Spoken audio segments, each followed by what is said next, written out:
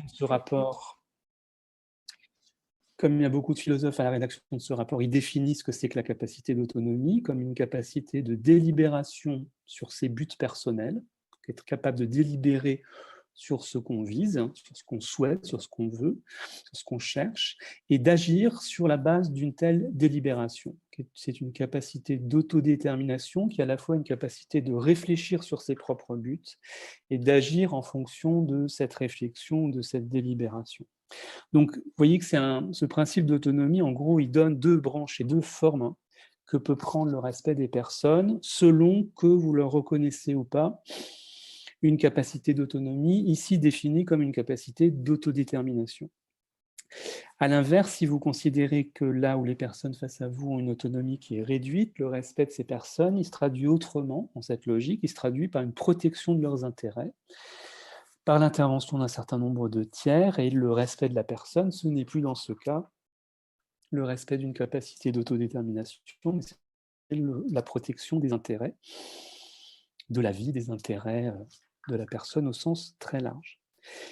Vous voyez bien que c'est dans ce contexte-là que l'évaluation ou l'appréciation des capacités d'autonomie d'un individu, elle devient absolument centrale, puisque si vous avez deux branches pour respecter la personne et que le critère de la façon dont vous devez le faire, c'est le fait qu'elle soit ou non capable d'autonomie, il va falloir, si vous voulez être rigoureux, vous doter d'outils pour évaluer ou pour apprécier cette capacité d'autonomie.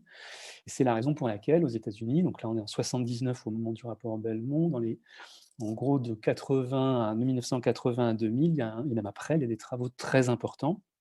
Paul Applebaum en est un des représentants, mais ce n'est pas du tout le seul, pour essayer d'évaluer ou d'apprécier cette capacité d'autonomie. Vous voyez aussi que quand on prend ce principe dans sa généralité, les personnes capables d'autonomie doivent être traitées comme des agents autonomes, les personnes dont l'autonomie est réduite doivent être protégées.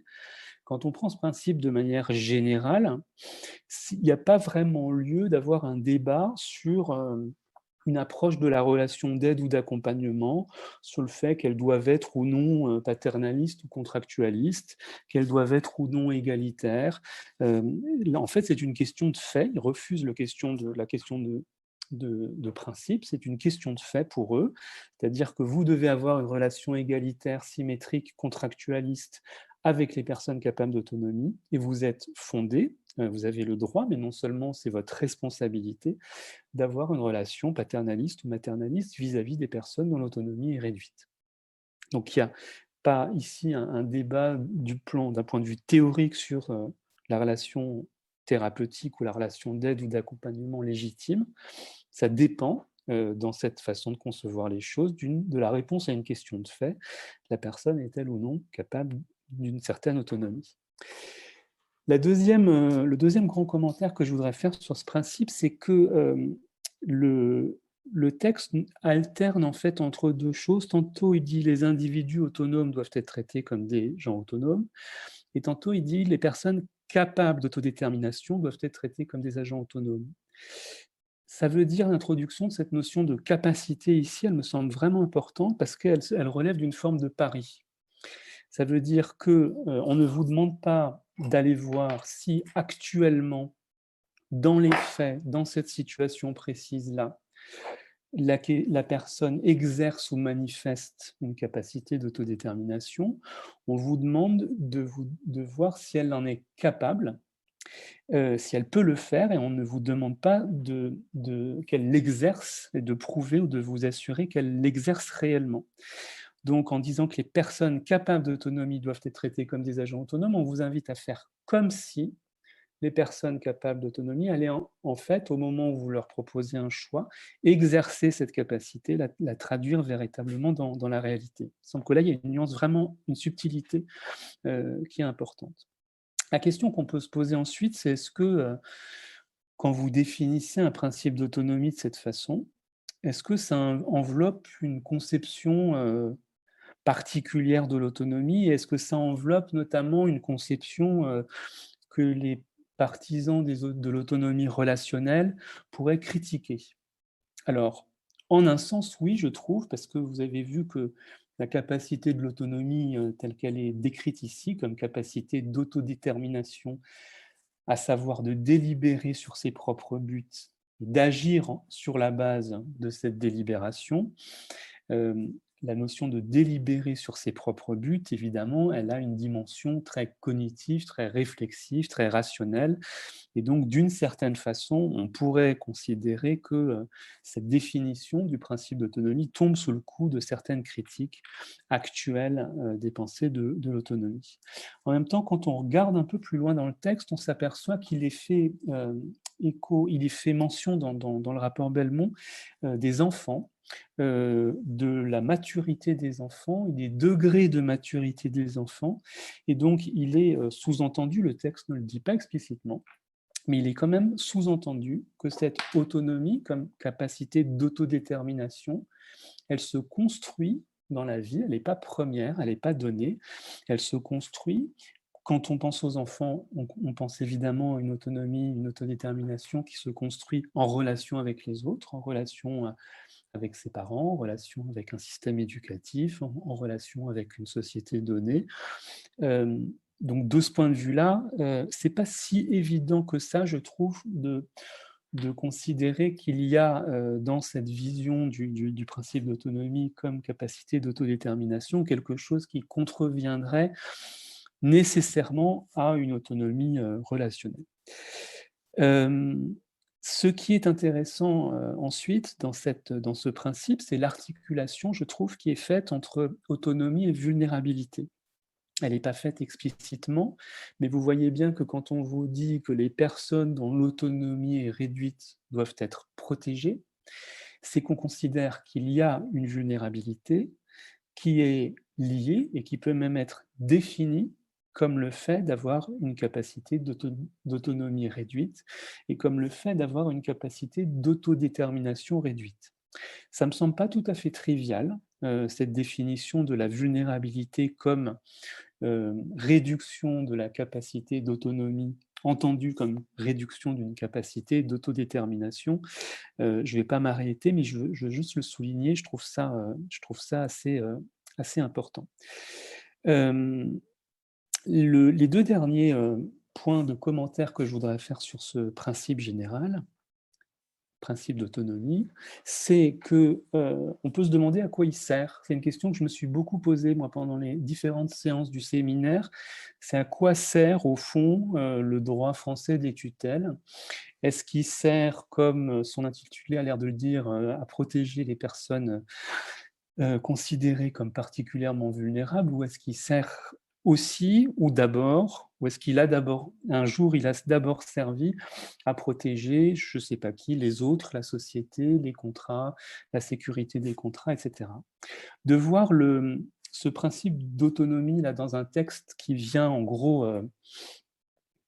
poser les principes éthiques de la recherche biomédicale et comportementale, il me semble que pour ce qui est du rapport Belmont, en tout cas, il a vraiment clairement une double fonction. Il s'agit effectivement de protéger les personnes qui sont susceptibles de se prêter à la recherche biomédicale, mais je pense que ce principe et cette façon, elle vise aussi à protéger la recherche, à protéger la recherche médicale elle-même, à protéger sa réputation, à protéger le fait qu'elle puisse ne pas être contestée. Le rapport Belmont, il vient à un moment où il y a eu évidemment les atrocités commises par les nazis pendant la guerre en menant un certain nombre d'expériences sur des populations fragilisées, mais il vient aussi surtout aux États-Unis après la découverte au cours des années 60 et 70 d'un certain nombre d'expérimentations sur des sujets humains vulnérabilisés, des enfants, des vieillards, des personnes en situation de handicap, des expérimentations dont le moins qu'on puisse dire, c'est qu'elles n'étaient pas éthiques. Donc je pense que quand on s'interroge sur à quoi sert ce genre de principe, je pense que certes, socialement, il sert à ce que la recherche soit la plus respectueuse possible des personnes, mais je pense qu'il a aussi une visée, et il ne faut pas l'oublier, de protéger la recherche elle-même et de faire que, en énonçant un certain nombre de principes simples auxquels elle doit respecter, on protège aussi d'une certaine façon sa réputation et le fait qu'elle puisse être faite dans une sorte de consensus social. et que ne soit pas associé à l'idée de la recherche biomédicale le fait de l'exploitation de populations vulnérables. Le dernier point qui est intéressant dans ce principe et dans la façon dont il est amené par le rapport Belmont, c'est l'idée ils évoquent à un moment donné la situation des détenus. Et ils se demandent dans quelle case il faut mettre les détenus. Je vous rappelle le principe, les personnes capables d'autonomie doivent être traitées comme des agents autonomes, les personnes dont l'autonomie est réduite doivent être protégées. Et je vous rappelle que l'autonomie ici, c'est la capacité d'autodétermination. Les auteurs du rapport Belmont soulignent que d'un côté, on pourrait considérer qu'il n'y a pas de raison de priver les détenus du pouvoir de dire si oui ou non ils souhaitent entrer dans un essai thérapeutique. Mais d'un autre côté, disent-ils, on pourrait aussi considérer que, étant dans le système pénitentiaire, ils peuvent éventuellement ressentir, même de façon subtile, une forme de coercition ou d'influence abusive sur leur choix, que ce soit une incitation à participer à la recherche, avec le sous-entendu qu'ils pourraient être moins bien traités s'ils refusent, ou à l'inverse de ne pas y participer. Donc il y a cette interrogation sur un cas particulier de personnes, notamment les détenus, de savoir dans quel cadre on les respecte, est-ce qu'on tient les considérant comme étant capables d'autonomie ou comme des personnes dont l'autonomie est de fait réduite. Alors mon point n'est pas ici de redévelopper ce principe qui est maintenant ancien, il est surtout, mais je voulais le commenter précisément pour ne pas partir d'une vision trop tronquée de ce principe, il est au contraire, et c'est mon premier point, de montrer que même s'il reste structurant pour nous, ce principe général, il a, à nos yeux, perdu de son évidence. Il s'est un peu obscurci et on y adhère de manière moins évidente qu'on pouvait le faire il y a 40 ans. La première raison, c'est que, évidemment, la formulation « les personnes dont l'autonomie est réduite doivent être protégées », et c'est de cette façon-là, en se préoccupant d'abord de leurs intérêts, qu'on les respecte comme personnes. Cette formulation-là, elle nous choque légitimement aujourd'hui, au sens où elle justifie, par rapport à des personnes en situation de vulnérabilité, une forme de paternalisme décomplexé et de jugement substitué, enfin de logique de meilleur intérêt, de ce que le Comité des droits dénonce avec force. Et Benoît Hérault a notamment montré, c'est pas le seul bien entendu, mais qu'à travers le cycle législatif que nous avons connu au début des années 2000, la loi du 2 janvier 2002 dans le médico-social, la loi du 4 mars dans le champ de la santé, la loi du 5 mars 2007 dans le champ des tutelles, et puis on pourra en ajouter d'autres, qu'il n'y a plus cette évidence de l'idée que l'attitude éthique légitime par rapport à des personnes vulnérables du fait d'une capacité d'autodétermination diminuée, il n'est plus admis aujourd'hui que ces personnes doivent être protégées, ou en tout cas qu'il suffit de protéger leurs intérêts pour respecter leur personne. Thierry Fossier l'a dit de la manière la plus nette, je trouve, en commentant la loi du 5 mars, en disant l'esprit de cette loi, c'est de protéger sans diminuer, autrement dit, donc sans infantiliser, sans réifier, autrement dit, on ne considère plus que sous prétexte qu'une capacité d'autonomie est réduite, on soit fondé exclusivement à protéger les personnes. Donc ça, c'est sur la perte d'évidence du deuxième membre du principe. Les personnes dont l'autonomie est réduite doivent être protégées.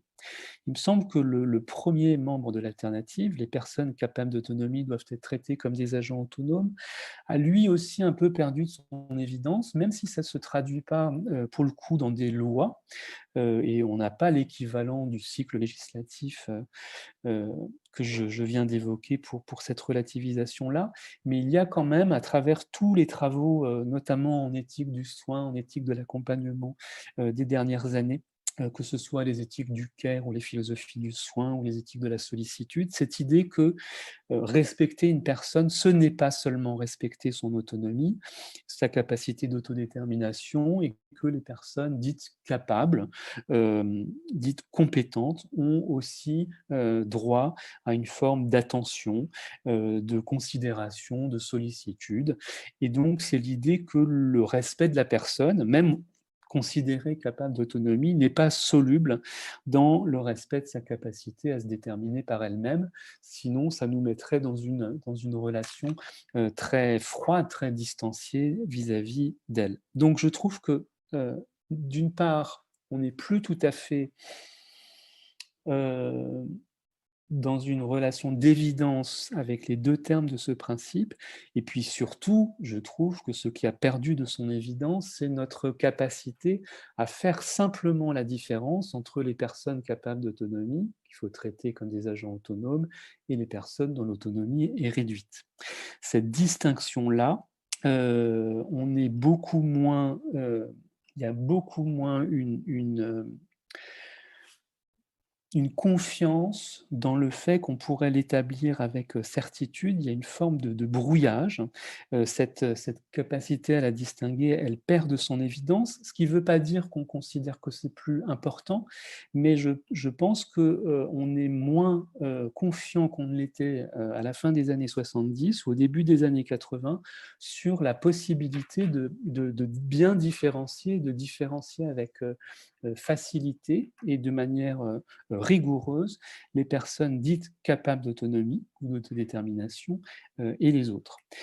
Ça ne vient pas seulement du fait, et ça je voudrais le souligner, ça ne vient pas seulement du fait qu'on a appris que la capacité d'autonomie n'est pas présente ou absente, qu'il y a tout un tas de nuances, qu'elle n'est pas qu'elle est rarement totalement absente ou totalement présente, qu'elle s'acquiert, qu'elle est variable. C'est pas ça, parce que ça, c'est déjà présent dans le rapport Belmont. Ils le disent très nettement à propos des enfants notamment, et du fait qu'on acquiert une maturité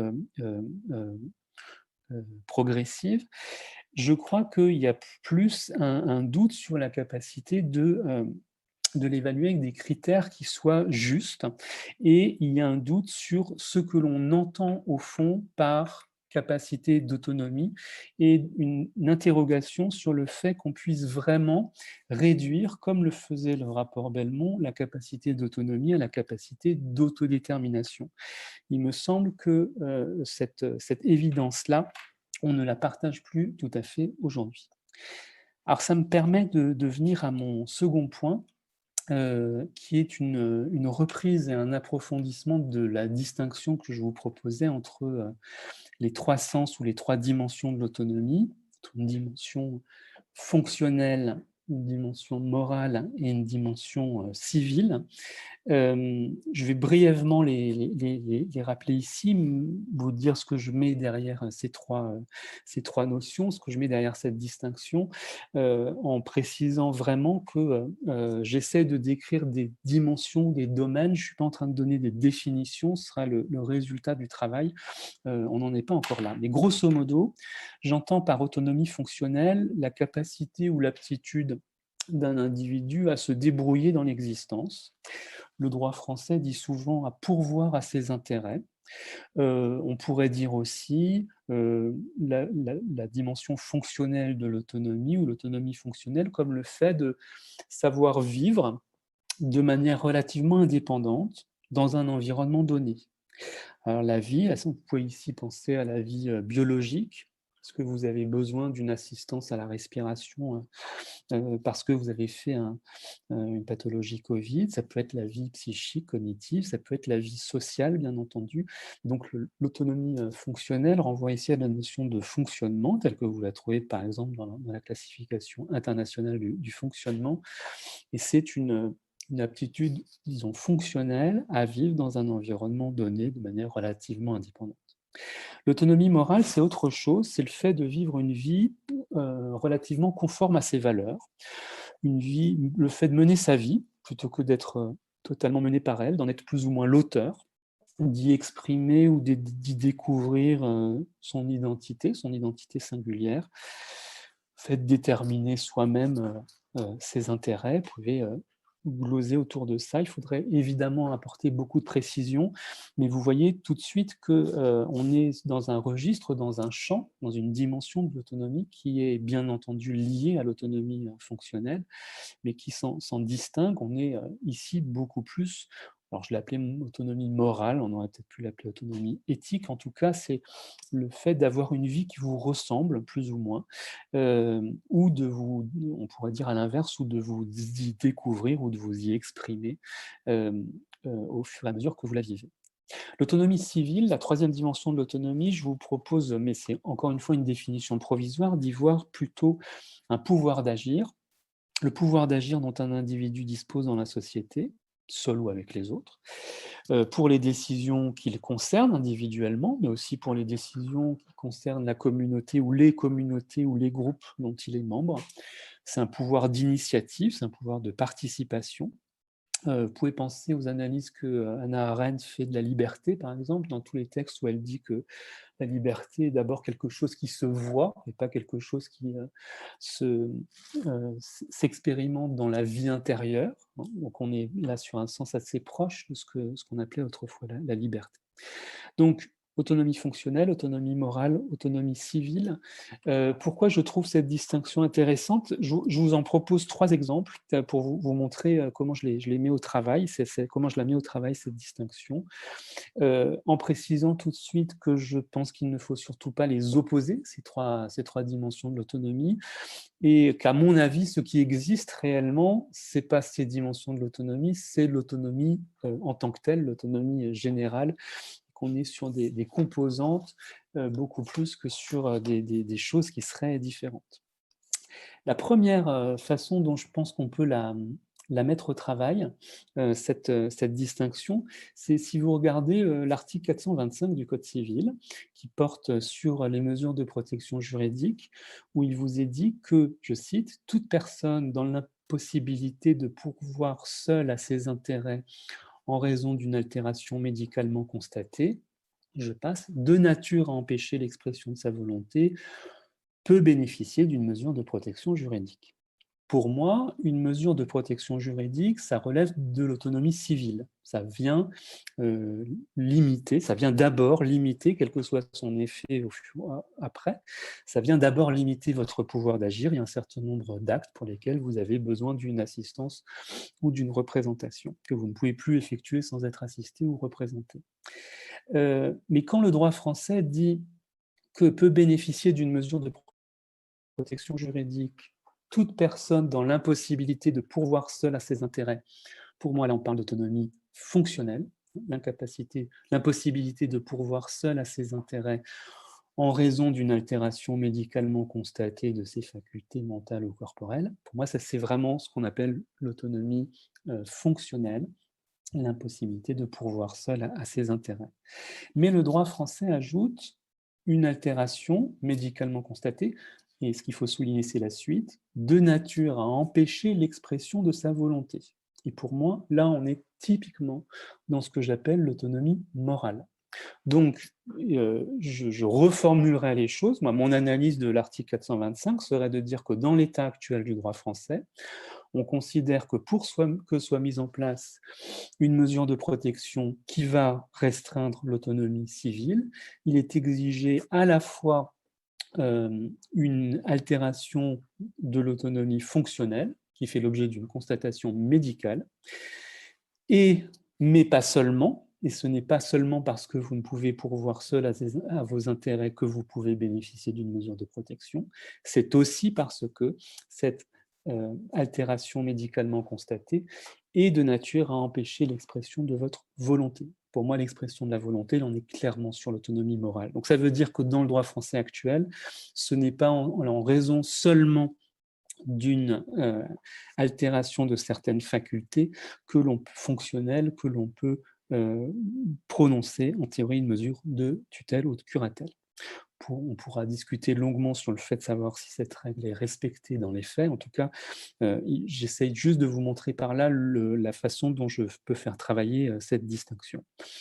La raison pour laquelle il me semble que on est un peu perdu dans l'application du principe d'autonomie tel que je vous l'ai décrit, c'est que à l'heure actuelle, quand on dit que une personne capable d'autonomie doit être traitée comme un agent autonome, une personne dont l'autonomie est réduite doit être protégée, on n'est plus dans la situation du rapport Belmont où cette capacité d'autonomie, c'est l'autonomie morale, entendue comme capacité d'autodétermination.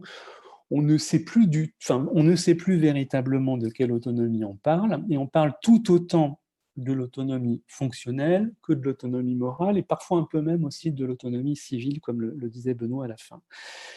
On considère qu'il y a un certain nombre d'altérations fonctionnelles, et pas simplement, alors certes, il faut qu'elles soient de nature à empêcher l'expression de la volonté, mais on a intégré dans le déclenchement et les raisons qui peuvent déclencher ou justifier une mesure de protection, une dimension fonctionnelle qui justifie d'ailleurs l'intervention d'un médecin ou le fait qu'elle soit médicalement constatée. Mais je crois que ça introduit une complexité qui fait que la notion d'autonomie sous-jacente a subrepticement changé sans que on en ait véritablement pris toute la mesure et pris toutes les conséquences.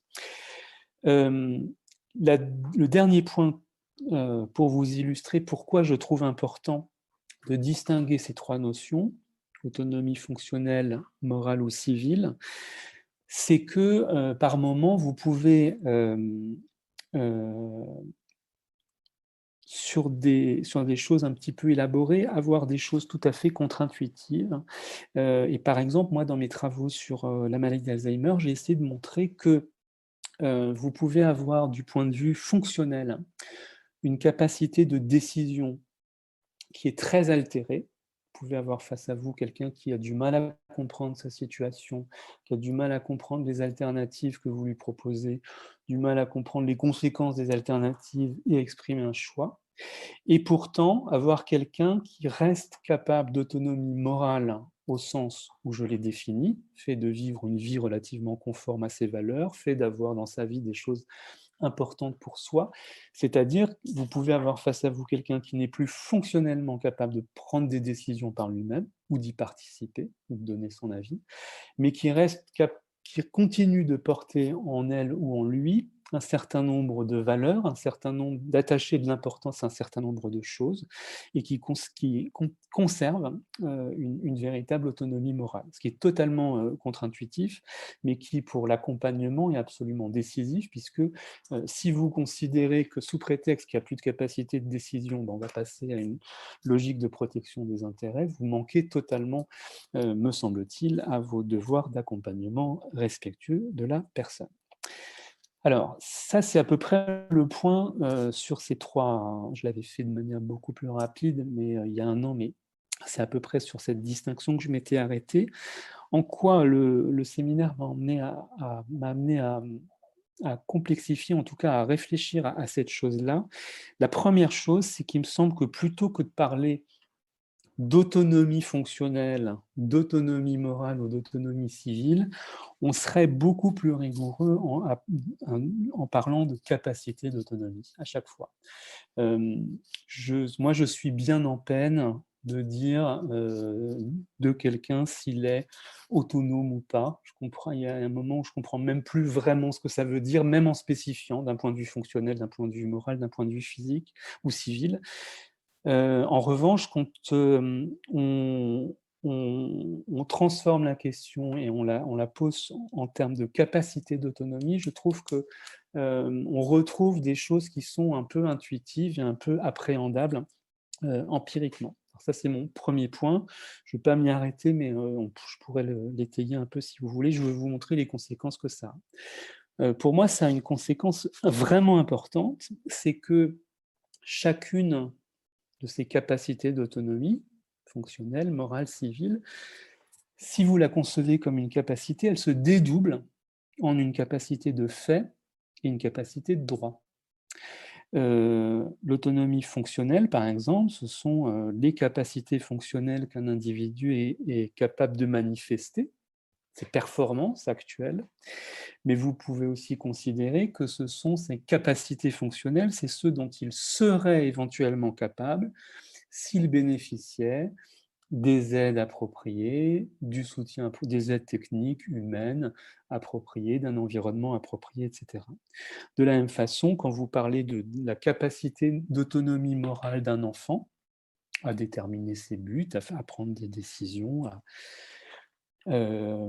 à exprimer sa personnalité dans la vie qu'il mène. Vous savez très bien qu'il y a à la fois une capacité de fait qui dépend de son âge, de son degré de maturité, et puis une capacité de droit qui est la vocation de cet enfant à mener un jour une vie qui lui ressemble. Et on sait bien qu'il a une capacité d'autonomie morale au sens d'une potentialité à devenir un jour plus autonome d'un point de vue moral, même si au stade de développement où il en est, il a une capacité d'autonomie qui est morale, qui est limitée, et il va peut-être refuser, vous demander à vous de prendre certaines décisions pour lui, s'il considère qu'il n'a pas encore les moyens ou les outils qui lui permettraient de les prendre.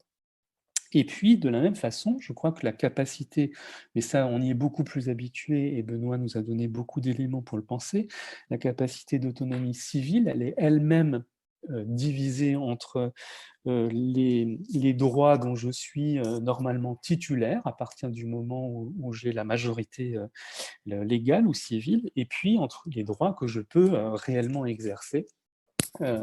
Les droits que j'exerce réellement. Donc ma capacité civile, comme d'autonomie civile, comme pouvoir d'agir, c'est à la fois les droits dont, en théorie, je devrais pouvoir jouir, et ceux que je peux, dans ma vie, réellement exercer. Si on pousse un tout petit peu cette réflexion, ça veut dire que dans chacune de ces capacités d'autonomie, qu'elles soient fonctionnelles, morales ou civiles, elle a un caractère universel. Il y a un caractère universel ou de norme ou idéal. C'est ce qui nous permet de dire que, en un sens, on est toutes et tous capables d'autonomie, ou en tout cas d'une certaine autonomie. On est capable d'autonomie fonctionnelle en tant qu'être vivant. On est capable d'autonomie, c'est une vocation, une potentialité pour nous en tant que personne humaine. On est capable d'autonomie civile en tant qu'on est sujet de droit et porteur d'un certain nombre de droits. Donc il y a une forme d'affirmation, de présomption d'une capacité d'autonomie fonctionnelle, morale, civile, qui ne nécessite pas de dire que qui est l'affirmation probablement dans les trois cas d'une capacité d'autonomie relative, mais circonscrite, déterminée, qui n'est pas absolue, bien entendu, mais il y a l'affirmation en disant qu'il y a une capacité d'autonomie, une vocation, une potentialité. Ça me semble important de le nommer. Alors, je ne veux pas dire par là que dans les trois cas, dans le champ fonctionnel, dans le champ moral ou dans le champ civil, cette affirmation, cette reconnaissance d'une capacité d'autonomie universelle, elle emprunte les mêmes chemins. Et j'ai été attentif à ce que Benoît a appelé, en suivant Hans Joas, l'institution des idéaux. Et je ne pense pas que l'institution de l'idéal capacité d'autonomie fonctionnelle, par exemple, et capacité d'autonomie civile, ça emprunte les mêmes voies. Ce n'est pas les mêmes acteurs sociaux qui les portent, cette autonomie à laquelle on peut prétendre, qu'on devrait pouvoir atteindre. D'un côté, on sent bien que c'est plutôt du côté de la médecine ou des disciplines qui ont lien avec la santé, ce qu'on appelle aujourd'hui l'autonomie au sens fonctionnel. On sent bien que de l'autre, c'est plus de l'ordre des juristes, du droit, des militants, des compromis qui peuvent être faits à un autre plan, à un plan politique. Moi, il ne me semble pas, parce qu'on a vu beaucoup pendant le séminaire les civilistes français s'affronter un peu de manière tantôt plutôt amicale et bienveillante, tantôt de manière parfois assez dure, avec l'approche du Comité des droits, l'approche universaliste du Comité des droits. Moi, il ne me semble pas que sur ce point-là, l'affirmation d'une capacité juridique universelle, qui est fondamentalement un désaccord entre les civilistes français et le Comité des droits. Je trouve que quand les civilistes français disent quand on est on ne perd jamais ses droits, on perd parfois le pouvoir d'en exercer certains, mais on reste titulaire de droits. Il me semble il y a cette reconnaissance d'une forme de capacité d'autonomie civile universelle qui me semble reconnue de la même façon. Moi, le débat me semble entre eux pas être à ce niveau-là, et je vous dirai dans un instant où je crois qu'il est. Je pense qu'il est beaucoup il est ailleurs, et j'y reviendrai. Donc, si on dit que la capacité d'autonomie, il faut mieux parler de capacité d'autonomie plutôt que d'autonomie, et que du coup, elle se divise en la reconnaissance ou l'affirmation d'une capacité universelle et l'étude ou l'analyse d'une capacité de fait. Je trouve que oui, d'un point de vue fonctionnel, on va aller étudier les aptitudes ou les capacités fonctionnelles d'un individu à fonctionner ou à vivre dans un environnement donné. Et moi, ce qui m'intéresse là, c'est que quand vous le faites bien, quand vous êtes kiné, quand vous êtes médecin, quand vous êtes psychologue, quand vous le faites bien, certes, vous évaluez le degré d'autonomie fonctionnelle ou de capacité fonctionnelle de la personne que vous avez en face de vous, mais vous vous demandez aussi comment elle fonctionne, comment elle vit, c'est-à-dire comment, avec les ressources, les difficultés, euh, euh, euh, les incapacités, mais aussi les aides qui sont les siennes, comment elle arrive à fonctionner dans un environnement donné, et comment éventuellement on peut l'aider à mieux fonctionner, à mieux vivre, à mieux être adaptée à l'environnement dans lequel elle vit.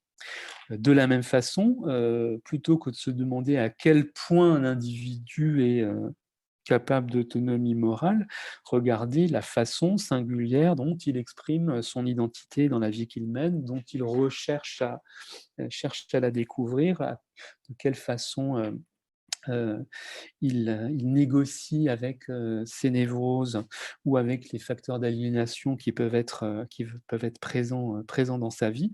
Je trouve qu'il y a une invitation par on pourrait dire cette clinique, mais il faudrait le prendre dans un sens très large, cette clinique de la capacité d'autonomie de fait, à se déplacer et pas à rester comme on le fait beaucoup sur du quantitatif et une évaluation d'une mesure de cette capacité d'autonomie, et de voir plutôt ces modalités d'exercice, comment elles s'exercent concrètement, et comment les trois dimensions que j'ai divisées se combinent.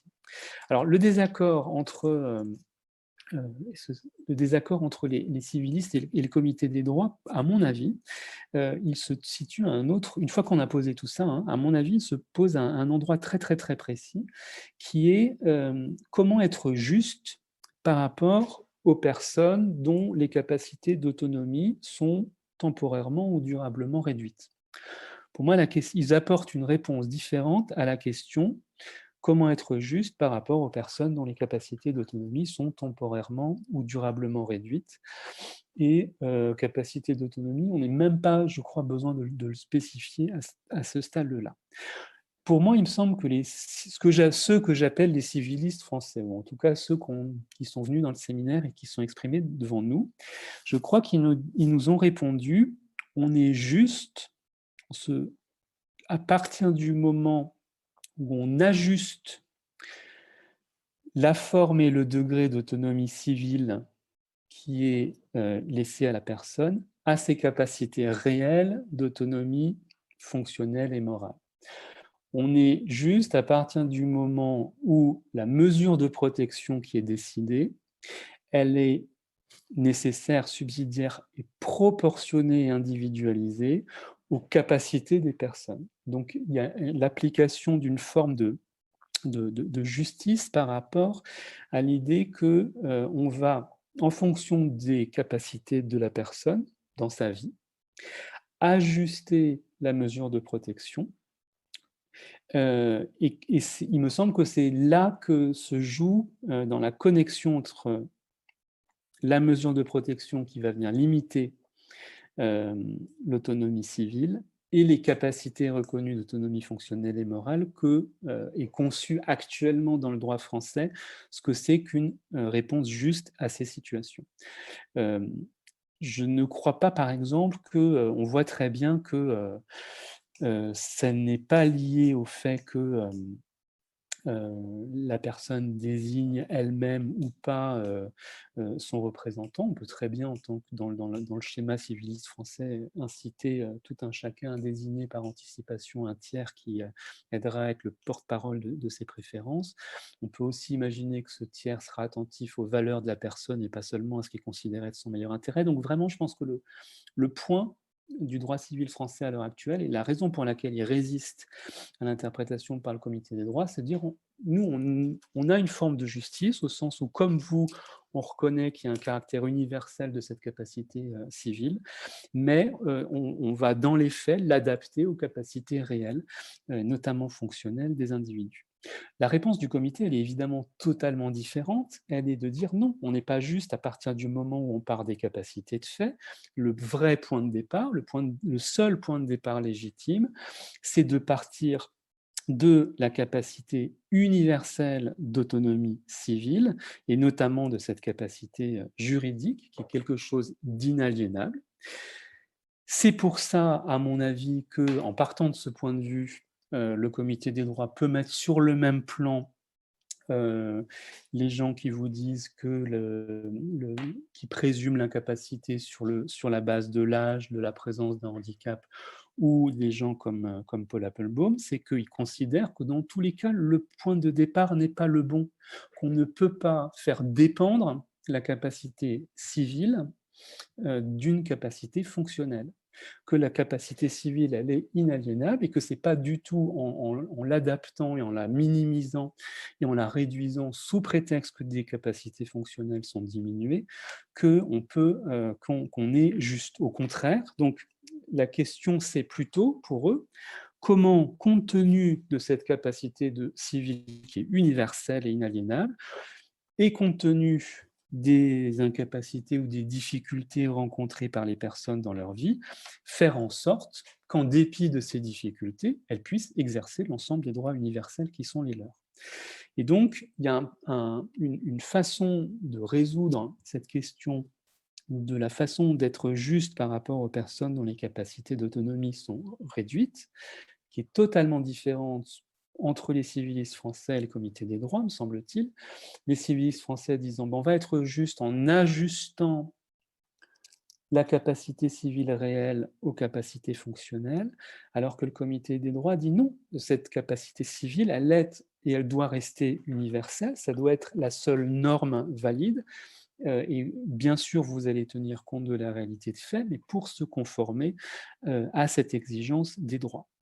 Et ben moi, je trouve, je vous avoue que pendant un moment, j'ai résisté, mais à un moment donné, et c'est peut-être l'effet waouh dont parlait Benoît, mais je trouve que si on considère que ce dont on parle, ce sont, en disant capacité civile, ce sont nos libertés et nos droits, je trouve ça extrêmement problématique de les conditionner d'aucune façon à la démonstration par les individus de certaines capacités. Je trouve que autant cette affirmation d'une capacité universelle, elle a pu me sembler abstraite à un moment donné, autant je trouve ça maintenant presque surréaliste. Je suis d'accord que pour l'acquisition de certains droits, il faille démontrer la preuve de certaines aptitudes. Si vous voulez conduire un véhicule motorisé, il faut que vous passiez un permis de conduire, d'accord. Vous démontrez une certaine capacité pour acquérir un droit, d'accord. Pour autant, jusqu'à présent, en France, il n'y a pas de permis de voter. Et par ailleurs, quand vous êtes en situation de handicap et que vous ne pouvez pas conduire, je ne vois pas en quoi on pourrait en tirer pour conséquence que ça doit limiter votre droit, et un droit universellement reconnu à la mobilité, au déplacement, si c'est votre souhait. Donc, je trouve en situant l'enjeu du débat sur cette question de la justice, la façon d'être juste ou pas par rapport au, à l'ensemble des individus, et notamment en l'occurrence vis-à-vis de ceux dont les capacités d'autonomie fonctionnelle sont temporairement ou durablement réduites, je pense qu'il y a une manière de prendre au sérieux cette affirmation d'une capacité universelle qui me semble importante. Mon dernier point, qui va être plus un prolongement sur la façon dont moi, il me semble, enfin en tout cas de la direction que je souhaite donner à mes propres réflexions, c'est qu'il me semble qu'on a assisté depuis le rapport Belmont, depuis les années 80, donc ça fait à peu près 40 ans, à des débats assez complexes quand même.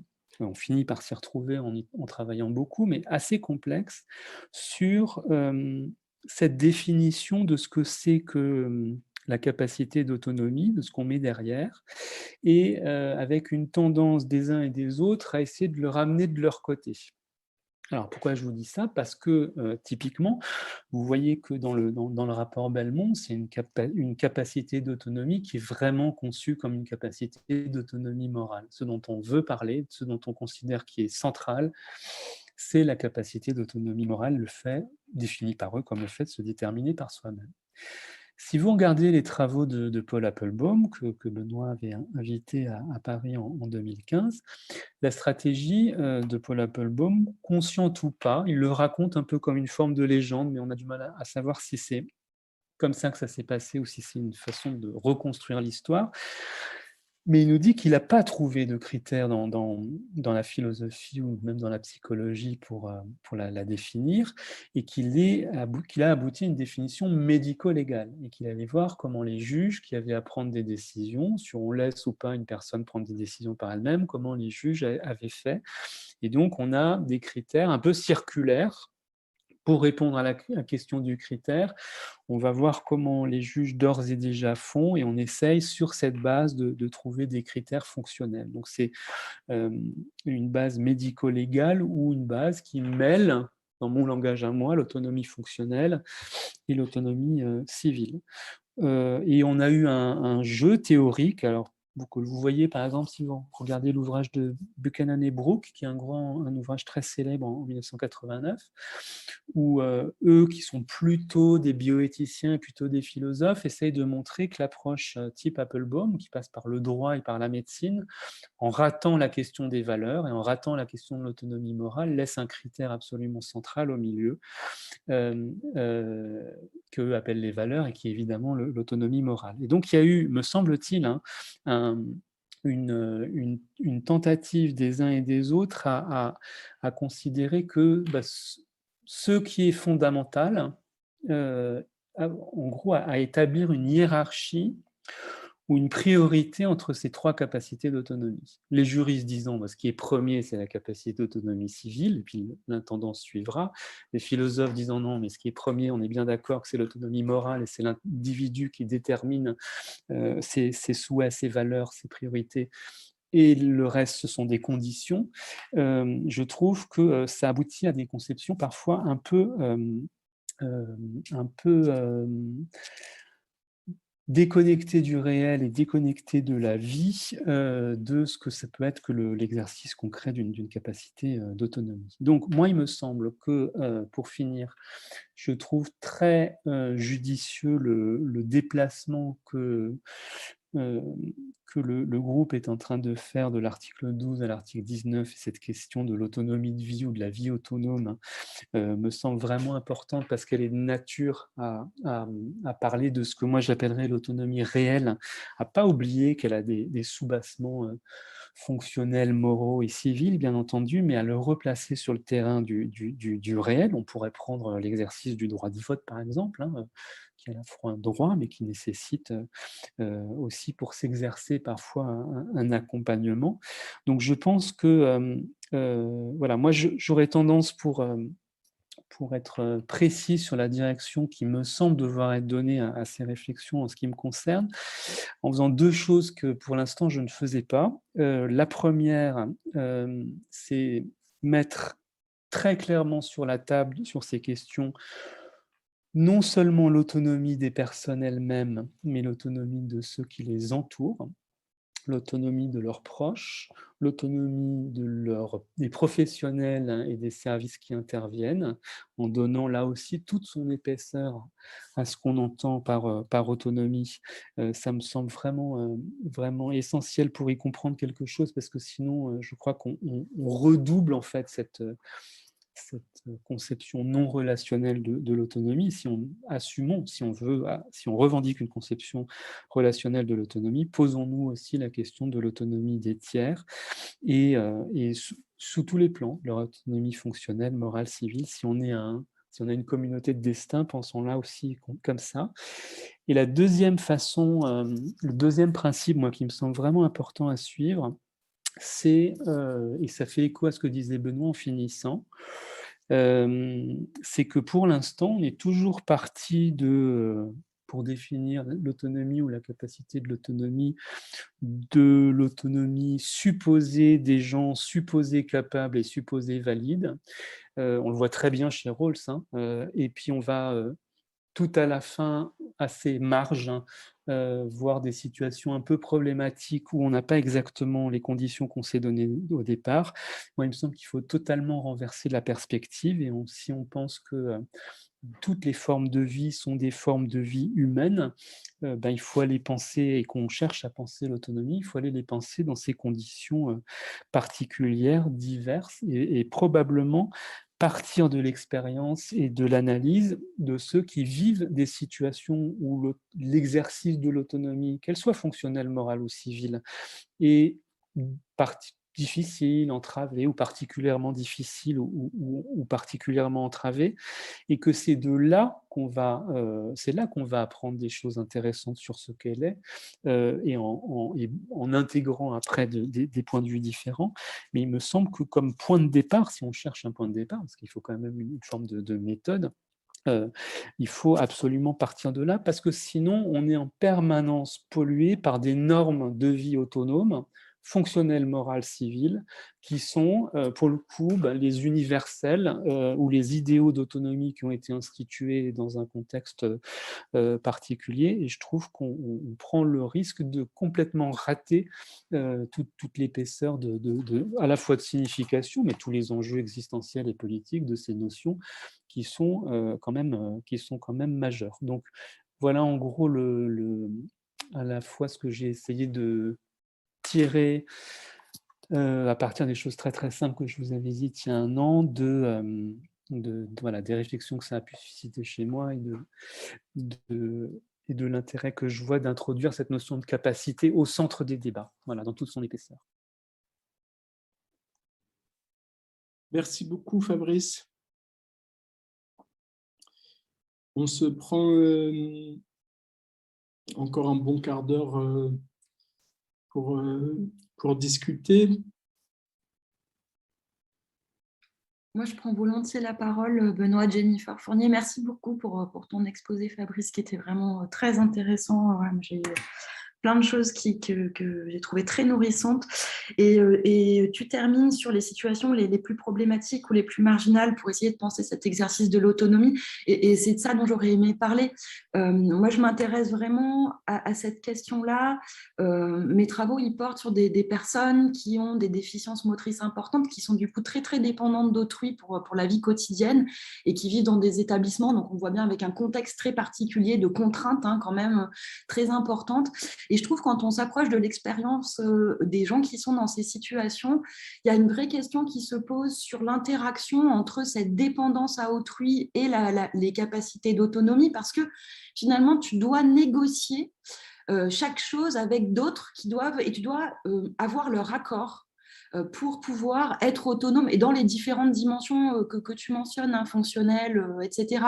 Et je me demandais si tu avais des éléments ou des choses à apporter à cette réflexion-là, parce que ça peut faire aussi sentiment d'injonction, du coup, pour les personnes qui vivent dans ces situations, cette question de l'autonomie, parce que il faut toujours la négocier avec d'autres que soi, qui sont mes bras, mes jambes, qui sont ceux qui vont me permettre de me déplacer, ceux qui vont me permettre de manger, de m'habiller, enfin, vraiment sur des choses très de la vie quotidienne, finalement, d'avoir des activités diverses et variées, voilà.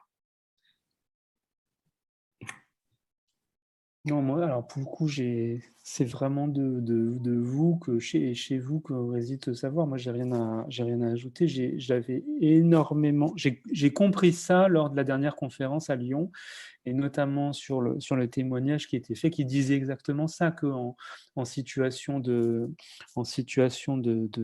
notamment dans une institution, qu'on est dépendant des autres en permanence, qu'il faut oser demander, et que voilà, donc voilà, moi j'ai pas d'éléments particuliers, au contraire, je paye ma dette. Voilà, j'ai appris en écoutant ces choses-là.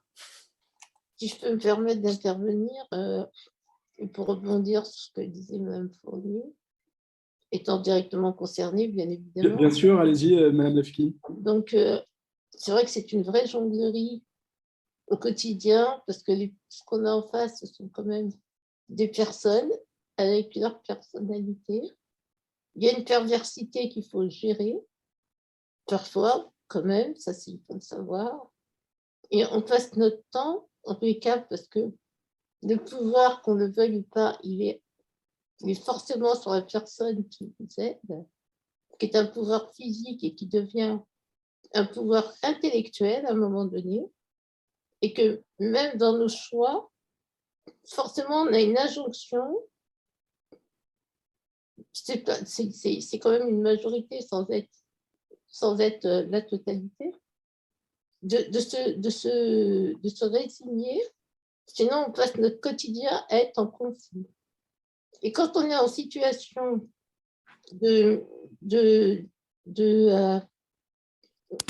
quand on parle de pudeur, ou quand on est quand on est nu face à une personne, on est déjà réduite. Par exemple, quand on se fait habiller ou aller à la toilette. Donc, on passe son temps à jongler et à se résigner sur des choses, parce que sinon, le quotidien devient invivable. Et ça, je rebondis justement par rapport à ça. Quand on est étonné, tout à l'heure vous disiez, Monsieur Hérault, c'est vrai qu'il n'y a pas beaucoup de gens qui s'approprient ces lois et ces droits, parce que peut-être aussi qu'il y a un formatage qui se fait auprès des personnes en situation de handicap. On n'est peut-être plus des personnes, mais des handicapés. Et les handicapés ne réfléchissent pas forcément, et les institutions ne nous aident pas forcément les personnes en situation de vulnérabilité à être autonomes. Et autonomes morales, fonctionnelles et civiles. Donc voilà, je voulais rebondir par rapport à ça. Et j'en profite pour vous remercier vraiment tous les deux de vos interventions qui m'ont nourri, enrichi et auxquelles j'ai acquiescé tout le temps. Merci. Merci beaucoup. Ce que vous dites, ça m'évoque ce que Kate Swaffer, qui est une Australienne qui vit avec des troubles cognitifs chroniques, et qui disait, à partir du moment où on m'a fait le diagnostic de ma maladie neurocognitive, et elle a déposé le concept, elle a dit, c'est du prescribed disengagement. C'est comme si on m'avait prescrit de me désengager, ce que vous appelez l'injonction à se résigner. On m'avait prescrit à me préparer à arrêter de travailler, me préparer à entrer rapidement en établissement, etc. Et donc, voilà, c'est la première chose l'écho que ça me fait. Et j'avoue que moi, ça me rassure intellectuellement que ça vous évoque des situations où il y a des rapports de pouvoir. Je trouve que quand besoin... Et à la limite, voilà. de ne plus s'appartenir. Oui. On ne s'appartient plus. Et je trouve que quand Benoît introduit la notion de souveraineté, ou quand vous réintroduisiez la notion de pouvoir, on retombe sur une conception de l'autonomie, moi, qui me plaît plus, parce qu'elle est moins abstraite et elle montre quand même un peu plus précisément les enjeux réels qui sont derrière pour la reconquérir ou par la faire reconnaître. Tout à fait.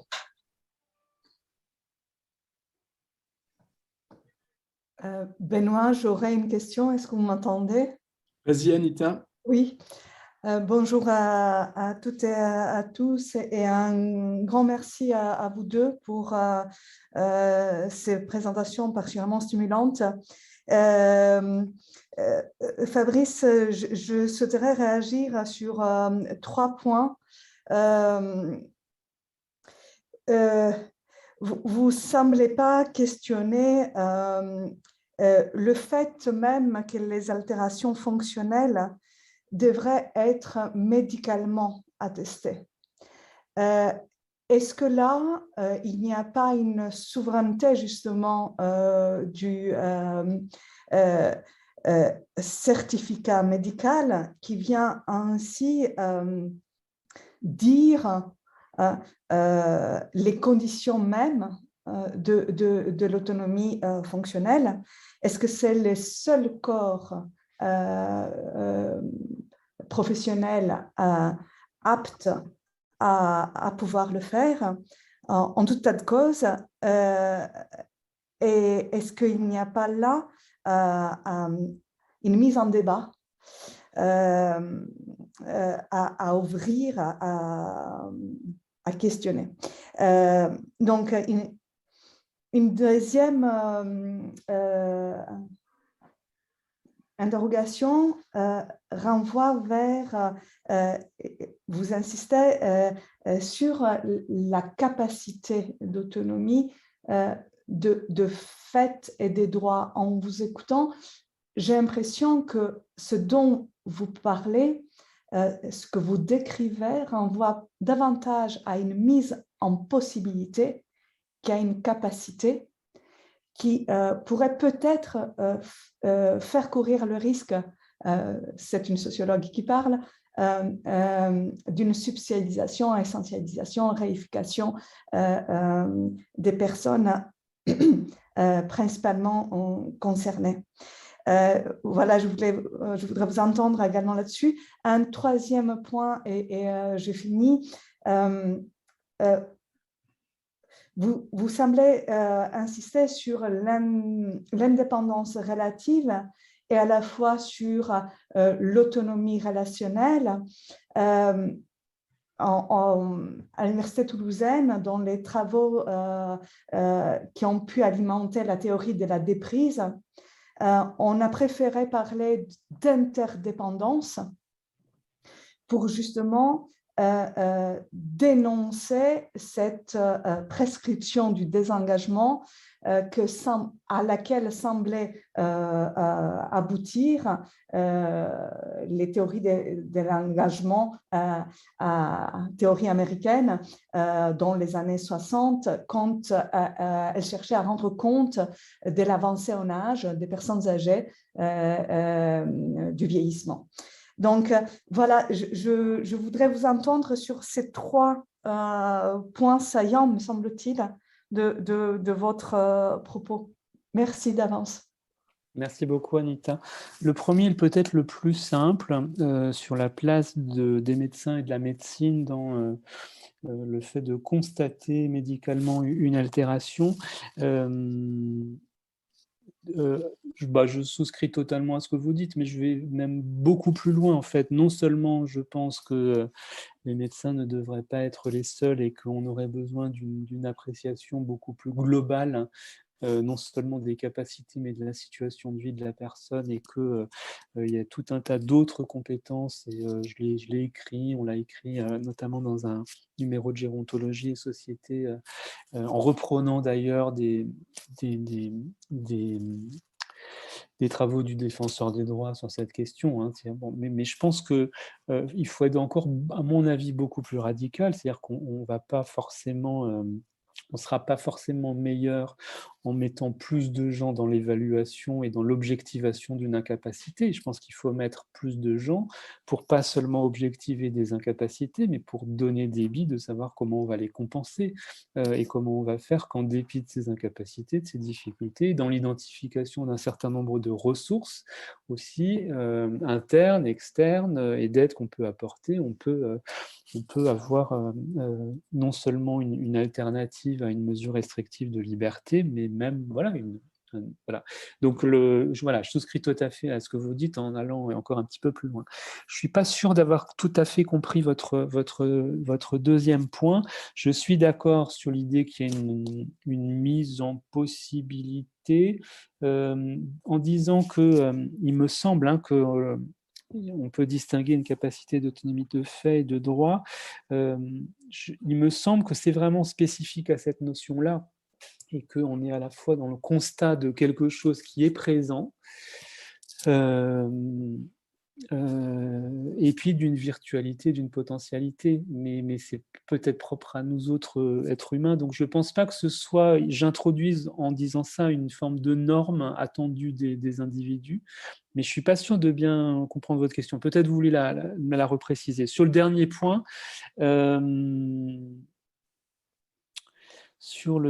point, où je connais bien les travaux toulousains sur la notion de déprise et ceux de Vincent Karadec également, je n'ai pas de théorie moi, spécifique là-dessus.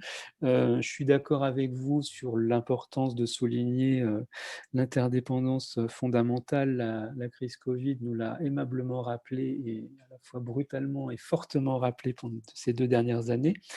Pour autant, je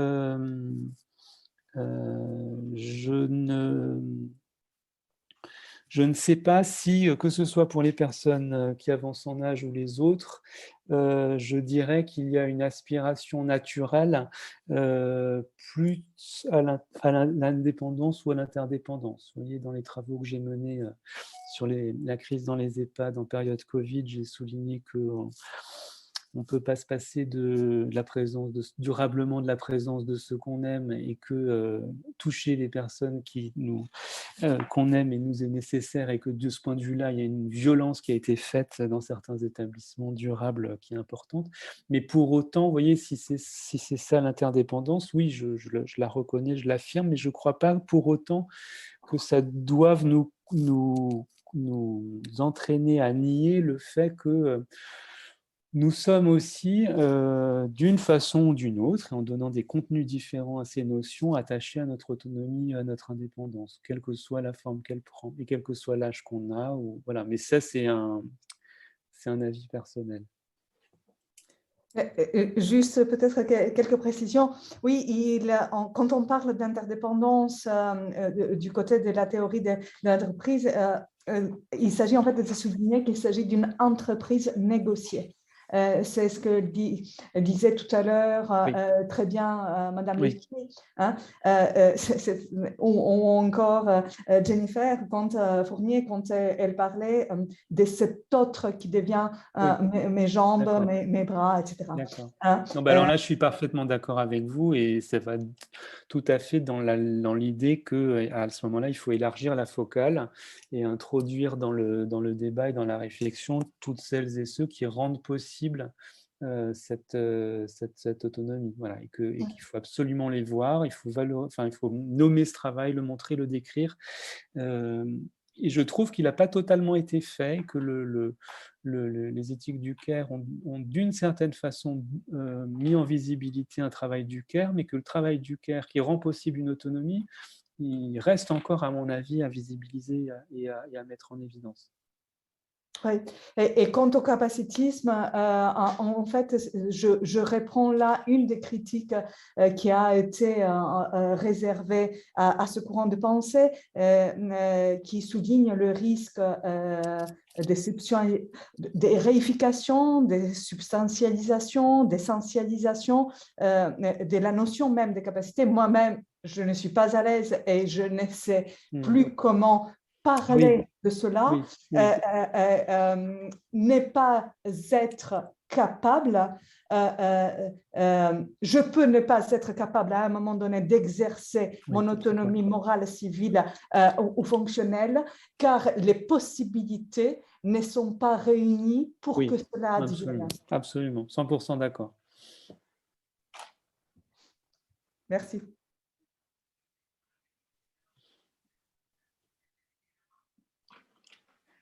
Benoît ? Oui, peut-être pour conclure, moi j'ai une question massive, Fabrice. Il y a une question de Jacques aussi, donc, mais je ne sais pas dans quel ordre. Jacques, excuse-moi, je te laisse la parole. Oui, c'est à vous deux aussi. Le premier, sur votre côté, c'est un premier. On va dire, bon, j'ai écouté pas le début, que je n'ai pas pu aider au début. Et on va dire tout quand tu en handicap, quand tu as parlé pour le handicap, tout ça. Puis toi, tu fais qu'un droit. Alors que bon, tu en as pas mal handicap, on va dire mental et manimentaux, d'accord avec moi. Et en plus, quand ça s'appelle, quand Isabelle s'occupe. Ça t'a aidé pour écrire tout ça ou quoi? Ou ça t'a bien aidé vraiment comprendre c'est quoi l'handicap mental? Parce que bon, tu ne connaissais pas. Manimanto, tu le connaissais. Alors, quand tu penses ça, c'est pas la pièce, hein, c'est pour que ça on va Ça voir s'adresse à Benoît ou à moi, la question? à Benoît pour moi. À Benoît. C'est pour ça que j'ai rigolé, parce que ça c'était pour lui. Ah mince, je pensais qu'elle était pour Fabrice. Moi, je Non, peux te répondre oui fermement, ça m'a aidé. Sans doute, sans aucun doute, sans aucun doute. c'est pas une pièce, hein, attention. Hein.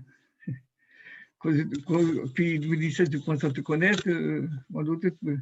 Et bon, déjà pour vous deux, c'est génial. J'ai compris bientôt tout.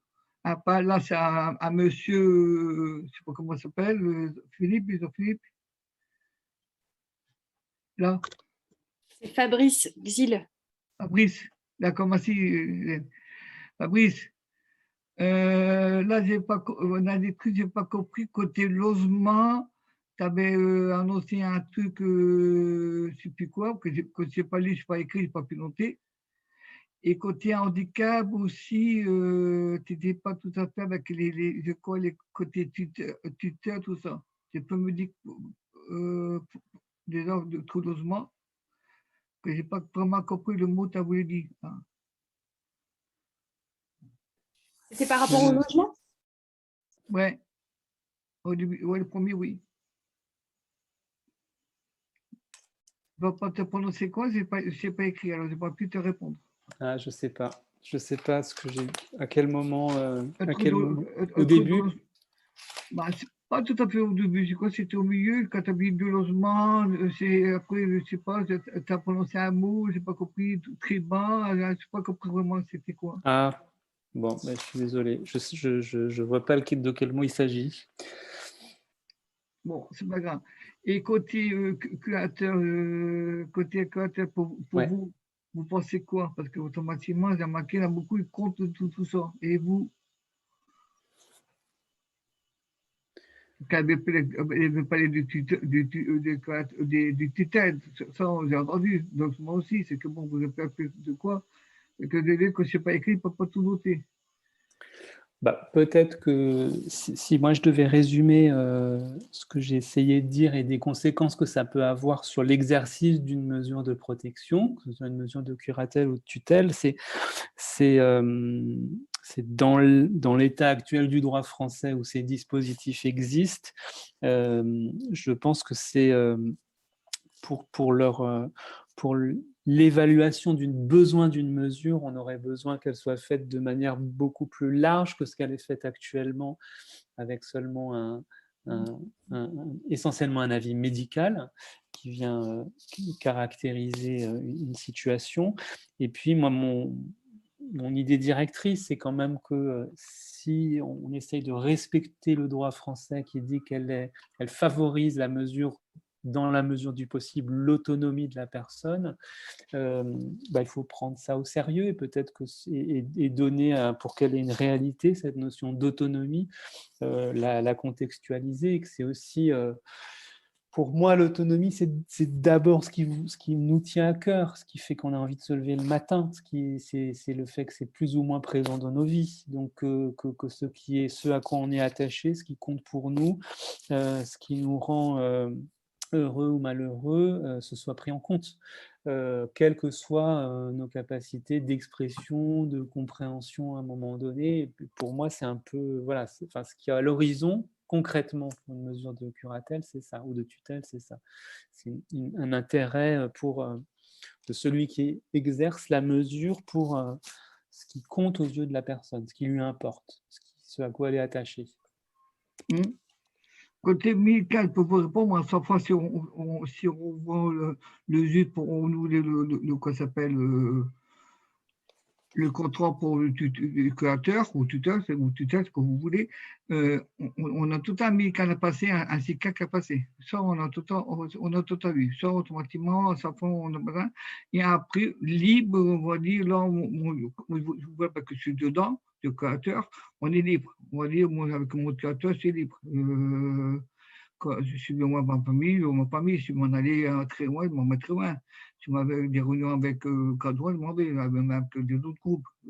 Ça, on est libre. C'est que un créateur ou tuteur ou n'importe quoi. Moi, pour moi, ça me sert pour l'argent, que ça, je ne dépense pas trop, parce que je suis un dépenseur, et les papiers que je ne sais pas lire. Ça m'aide beaucoup. Si demain, je demande d'aller à un nouveau frigo, si j'ai la somme, je vais l'avoir. Si je n'ai pas la somme, je ne vais pas l'avoir. C'est que vous, si vous voulez un frigo, si vous n'avez pas la somme, tu ne peux pas vous payer, à pas faire un crédit. Bon, nous, on n'a pas le droit de faire des crédits. Disons, je m'en fous, je suis contre. Voilà. Et c'est vrai. Et c'est tout. Après, moi, on va dire, ça fait depuis 86, il y a créateur. Je ne me plains pas. J'ai tout le temps de mettre des bons. Et c'est pas des créateurs, te privent, mais ce côté, et comme ça, la famille, non, eux, disent, tu as des sous, c'est pour dépenser. Il y a un compte un petit peu à part, si jamais j'ai besoin. Comment les sous, c'est pour dépenser. Eux, les créateurs, les 4 EU, c'est des sous. Grâce à le premier, j'ai passé mon premier voiture. En 4 ans que j'ai eu, j'ai passé mon premier voiture. Et c'est tout. Après, ce n'est pas le boulot du créateur, s'il fait bien son travail, tout ça. Après, la moitié va gagner les sous pour pas les gosses dépensent. Et c'est à tort. Et moi, les 4 EU, les 4, il a tout le temps fait attention, je dépense mes sous pour pas la famille, non. Si moi j'ai travaillé 40 ans, automatiquement, c'est à moi, les sous, c'est à moi. Voilà. Merci Jacques. Voilà, c'est ça. En tout cas, bien au vœu, c'est pas qu'on veut, nous. Mieux au tout le monde. À vous aussi. Allez. Benoît. En tout cas, je voulais juste, c'est aussi un peu une question piège, mais vulnérabilité, est-ce que ça t'aide ou en fait non, puisque tu ne l'as pas utilisé? À qui tu parles? Je ne suis pas parti de là et je ne suis pas sûr que la façon dont je l'ai remonté simplement en la... Enfin, je ne suis pas absolument certain que définir la vulnérabilité comme une capacité d'autonomie réduite, même en la spécifiant de plein de façons différentes, ça suffise à raconter précisément ce que c'est que la vulnérabilité. Donc là, le travail, il n'est pas fait. Je ne suis pas sûr que ça se réduise à ça, effectivement. À mon avis, le pressentiment que j'ai, c'est que la notion est quand même beaucoup plus large et qu'on ne peut pas réduire la vulnérabilité à une capacité d'autonomie fragilisée. Mais il faudrait tester, parce que si ça se trouve, si, quand même. Donc, je ne sais pas. Mais ouais, ça, c'est à l'horizon, ouais.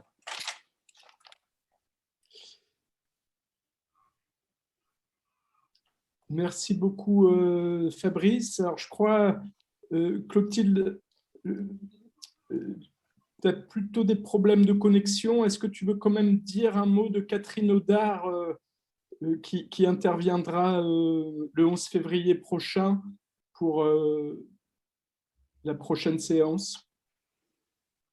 Oui, merci beaucoup. En fait, désolée, j'essaie d'allumer ma vidéo, mais j'ai peur que ça... Merci beaucoup pour vos 2 interventions.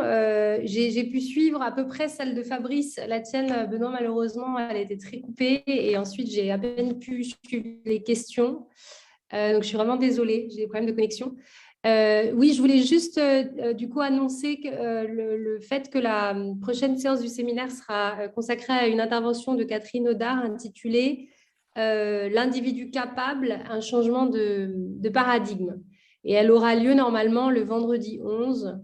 Bon, sauf si on verra du coup pour la date exacte, mais normalement c'est vendredi 11. Voilà. Et juste du coup, si je peux profiter de la stabilité là, des ondes, je voulais juste poser une petite question à Fabrice. D'abord, je voulais te dire vraiment merci parce que j'ai trouvé que c'était hyper rigoureux en fait, toutes les distinctions que tu as faites et que ça permet vraiment d'y voir un peu plus clair dans ces débats dont tu as souligné à juste titre qu'ils sont assez complexes et qu'on s'y perd beaucoup en fait sur cette notion d'autonomie. Et du coup, merci beaucoup parce que ça m'a vraiment Ça m'a vraiment donné des points d'appui là pour un peu comprendre ce dont il s'agit. Et en fait, juste, j'avais un peu, en fait, par rapport à cette question du désaccord entre les civilistes et le comité des droits, j'ai trouvé ça hyper intéressant, la façon dont tu montres que soit on considère d'un côté que la réponse juste, c'est d'ajuster, comme tu dis, finalement, l'autonomie civile a des capacités d'autonomie fonctionnelle et morale, alors que de l'autre côté, on dit il y a une exigence d'autonomie civile et ensuite on voit comment on trouve les ressources pour arriver au niveau où celle-ci peut être exercée. Donc j'ai trouvé ça intéressant et en même temps, je me suis demandé si en fait, dans le débat, finalement, les civilistes, ce sur quoi ils insistent, et je trouve que c'est une difficulté, c'est le fait que actuellement, certaines mesures de protection sont la seule solution pour protéger les gens des effets éventuels de contrats qui leur seraient désavantageux, en fait. Et ça, j'ai l'impression que c'est une dimension qui est constamment rappelée par eux. C'est vraiment cette question de protéger les gens face au contrat. Et je me demande si ça déséquilibre pas un petit peu la discussion, parce qu'au fond, est-ce qu'on parle de la même chose lorsqu'on prend le débat sous ce prisme-là, en fait. Enfin, c'est une question que j'avais et je voulais savoir ce que tu en pensais. Parce que tout ce que tu dis sur autonomie fonctionnelle, morale, civile, je trouve ça hyper convaincant, mais cette question de concrètement, comment on fait pour faire en sorte que les gens n'aient pas à être responsables de ce genre de décision, voilà.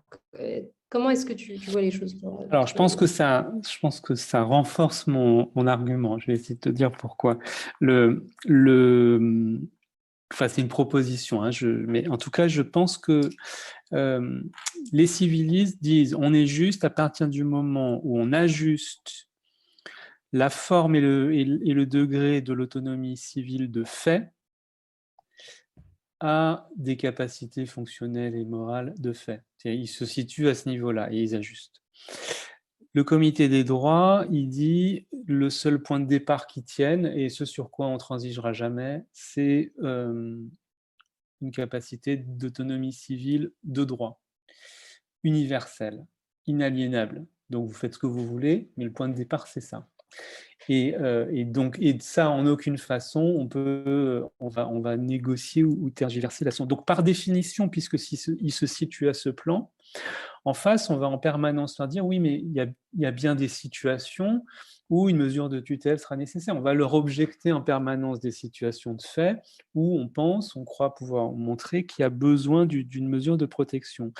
Mais en fait, il ne le nie pas. Moi, je trouve qu'il ne le nie jamais. Il dit simplement, ça va être, oui, mais ça va être dans des cas extrêmement rares, de plus en plus rares, parce qu'on aura tout fait pour que, d'une part, les personnes désignent elles-mêmes par anticipation un protecteur ou un représentant, pour qu'elles fassent connaître de manière anticipée leurs préférences et que ce tiers ou ce représentant ou ce protecteur, ils prennent les mesures en fonction de ce que la personne a exprimé, de ce qu'elle exprime. Oui, il restera toujours des situations où il y aura besoin comme ça d'un tiers protecteur ou représentant ou je ne sais pas quoi, curateur au moins. Ça, je ne trouve pas qu'il le nie, et je ne trouve pas non plus qu'il nie qu'il y a des situations où on n'aura pas d'autres moyens de faire parce qu'on n'aura rien d'autre à notre disposition que d'agir en fonction de ce qu'on considère être l'intérêt de la personne. Simplement, ils disent, ça va être des cas ultra résiduels, et ce n'est pas du tout une objection, c'est une objection de fond sur le point de départ. Et je trouve qu'une fois qu'on est entré dans cette logique, on a quand même du mal à admettre un certain nombre de choses. Je ne sais pas moi, mais je ne sais pas comment vous vivez, vous regardez l'espèce de droit parallèle qu'on voit un petit peu s'exercer dans un certain nombre d'établissements sociaux et médico-sociaux en période de Covid. Alors j'ai bien la notion que on a des petits problèmes avec la démocratie en ce moment, mais quand même, c'est l'effet waouh, le moment waouh dont parle Benoît. Une fois qu'on a passé ce stade-là, on a quand même du mal à ne pas le voir. Donc, je trouve que ça ne dit pas qu'il faut les suivre dans toutes les conséquences concrètes et que, à mon avis, l'abolition des mesures de protection peut au contraire n'est pas forcément du tout la bonne solution. Je trouve qu'il y a un usage idéologique de la catégorie d'autonomie pour retirer des moyens consacrés au champ du handicap et au champ du grand âge qui sont d'un cynisme absolu. Donc on peut effectivement dire ah, ok, bon, on va donner une autonomie totale aux gens, on arrête totalement de s'en occuper, on n'alloue plus aucun moyen à ça.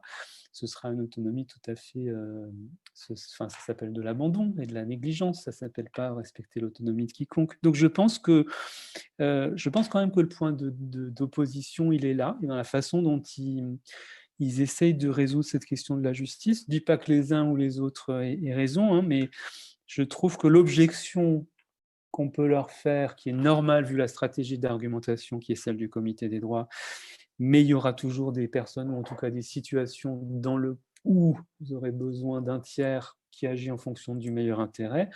Oui, mais elle ne fait pas du tout tomber l'argument, me semble-t-il. Elle n'est pas à la hauteur de l'argument qui est défendu. Me semble-t-il, hein, je me trompe peut-être, mais je ne pensais pas ça il y a un an. Voilà, c'est le séminaire et le colloque de Lyon qui m'a fait évoluer là-dessus. Je crois encore une petite question de Nicolas Tranchant. Oui, une petite question, Benoît. Tu interrogeais Fabrice sur l'utilisation ou pas du terme de vulnérabilité en face de celui de capacité. Ce qui me semble, et à travers vos deux interventions, se construire, c'est que au préalable au changement de paradigme de prendre d'abord une capacité inaliénable et inévaluable avant au lieu de partir d'incapacité au pluriel, je crois que le préalable à ce changement de paradigme, c'est que le capable et le vulnérable ne sont plus à distinguer. C'est-à-dire qu'il n'y a plus celui qui est capable d'autonomie et qu'il faudra respecter, et celui qui n'est pas capable d'autonomie, mais finalement l'autonomie n'est que la fine pointe de cette notion de capacité, me semble-t-il, ou le discriminant de la notion de capacité. Et donc là, il s'agit sur la même personne de la considérer à la fois comme capable à respecter et vulnérable à protéger. Et la question que je me pose depuis ce matin de plus en plus, c'est, pour reprendre l'image des deux corps, quelle est l'unité de la personne, à la fois dans mon regard et dans son regard, quand je la traite d'une manière aussi dichotomique. Je pense que vous êtes au cœur du lien en plus entre les deux interventions de ce matin. Hein. Donc je pense que peut-être que sans doute Benoît aura aussi quelque chose. Alors moi je le prendrais positivement aussi, c'est quelle l'unité de la personne quand on le prend de manière aussi dichotomique. C'est-à-dire que j'aime bien l'idée qu'on puisse, et que moi-même je puisse poser sur moi un regard qui à la fois sur une situation actuelle et sur des virtualités, des possibilités, des potentialités. Et je trouve pas que ce regard, s'il est dichotomique en ce sens-là, qui me réduit pas à ce dont je suis actuellement capable, etc., que ça me semble pas forcément problématique, cette dichotomie-là. Elle peut rehausser, au contraire, elle peut rehausser des choses. Et par ailleurs, je trouve quand même que on a quand même un enjeu de ne pas noyer totalement quand même cette réalité d'un sentiment, en tout cas, d'une capacité augmentée ou d'une capacité diminuée ou entravée à certains moments. Je souscris à l'idée que, puisque je l'avais signé le manifeste, tout est toute vulnérable, tout est toute capable, hein, c'est un peu ça l'idée derrière. Mais malgré tout, je pense que il y a un enjeu aussi de reconnaissance, de capacités qui peuvent être empêchées et entravées. Vous ne pouvez les reconnaître que si vous avez justement cette approche dichotomique qui voit ce qui est et ce qui pourrait être avec, avec des aides, avec les aides appropriées. Donc voilà, moi reconnaître l'interdépendance et reconnaître notre vulnérabilité commune et nos capacités communes et nos ressources communes, ça ne devrait pas quand même, me semble-t-il, nous amener à tout mettre, toutes les situations de vie sur le même plan. Et pour revenir à mon idée vraiment que de ces trois types d'autonomie ou ces trois dimensions que je distingue ou de capacité d'autonomie, il n'y en a pas une qui devrait avoir la préséance. Moi, j'ai quand même aussi envie, puisqu'on a un peu relativisé le pouvoir médical tout à l'heure, je pense quand même qu'un bon médecin qui fait bien son travail, il peut, dans bien des cas, m'aider à avoir une vie plus autonome s'il est, pas seulement s'il fait des certificats d'incapacité, vous voyez, mais que une vie globalement plus autonome,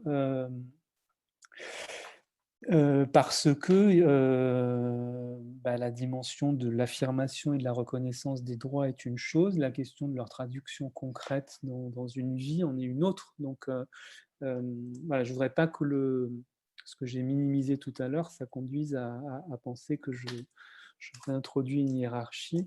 Je trouve au contraire qu'il y a un petit péché d'intellectualisme parfois des philosophes et des juristes à croire que ce qui est central, c'est l'autonomie morale et l'autonomie civile, que finalement le reste, l'intendance suivra, vous trouverez toujours des gens pour vous sortir dans le jardin ou pour vous emmener au marché, pour vous permettre d'aller travailler. Je trouve que voilà, c'est faire pas du tout assez de cas de ce travail, de cette aide qui peut être apportée.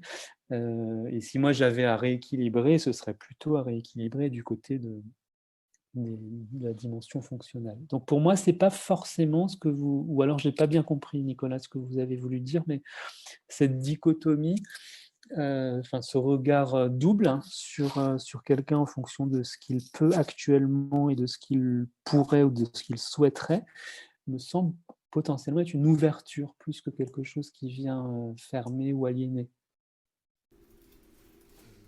Oui, d'accord sur... ça ne me semble pas impossible. Benoît, après sa thèse, tu avais titré le livre qui en est tiré, Protéger et rendre capable. Et je crois que ce qui s'est passé en 10 ans, c'est qu'on est passé à protéger et reconnaître capable. Oui, d'accord. Et du coup, ce qui était un va-et-vient entre deux postures devient un grand écart entre deux postures. Et l'enjeu, il est à la fois philosophique, on est français, il faut l'assumer, mais il est aussi pratique de la question comment conjuguer dans une même posture la relation d'aide, de soins. Mais Benoît, déjà au moment de ta thèse, hein, tu montrais la limite mutuelle, presque réciproque, de l'interlocution et du care. On était déjà dans cette difficulté-là. Voilà, il y a quelque chose d'à la fois postural et pratique qui me semble intéressant à explorer, mais qui est la richesse de notre complexité humaine d'être capable et vulnérable. On est d'accord.